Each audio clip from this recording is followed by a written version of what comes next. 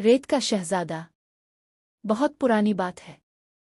एक ऐसा सहरा था जहां दूर दूर तक सिर्फ रेत ही रेत थी। दिन में सूरज की तपिश से रेत अंगारों की तरह दहकती और रात को ठंडी होकर चांदनी में चमकती। इसी सहरा के किनारे एक बूढ़ा फकीर रहता था जिसे सब बाबा खाक नशीन के नाम से जानते थे। बाबा खाक नशीन दुनिया से अलग थलग रेत से बातें करता हुआ से दोस्ती रखता और सहराई जानवरों को अपने बच्चों की तरह पालता। लोग कहते थे वो फकीर नहीं कोई राज जानता है। एक दिन तेज आंधी चली। रेत का तूफान आया, आसमान भी नजर न आता था। जब तूफान थमा तो बाबा को रेत में कोई जुम्बिश महसूस हुई। इसने देखा कि एक छोटा सा बच्चा रेत में दब गया था, मगर हैरत की बात यह थी कि बच्चा रो नहीं रहा था। इसकी आंखों में रोशनी, पेशानी पर सुकून और चेहरे पर मुस्कुराहट थी। बाबा इसे निकाल लाया, चादर में लपेटा और नाम रखा शहजादा। शहजादा रोज रेत में खेलता, मगर उसके कदमों के नीचे रेत जिम जाती थी। वो रेत के सांपों से खेलता, आंधियों को थमा देता और कभी कभी रेत से कले बनाता जो गिरने के बजाय मजबूत हो जाते।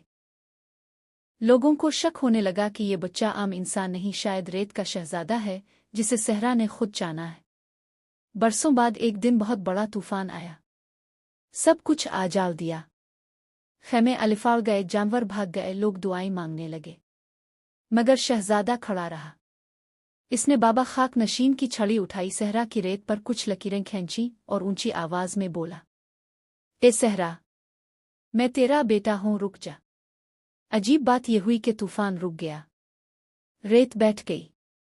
आसमान साफ हो गया।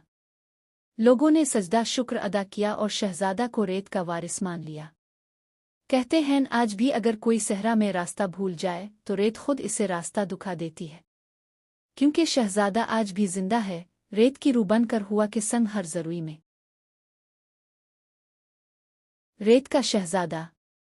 बहुत पुरानी बात है। एक ऐसा सहरा था जहां दूर दूर तक सिर्फ रेत ही रेत थी। दिन में सूरज की तपिश से रेत अंगारों की तरह दहकती और रात को ठंडी होकर चांदनी में चमकती। इसी सहरा के किनारे एक बूढ़ा फकीर रहता था जिसे सब बाबा खाक नशीन के नाम से जानते थे।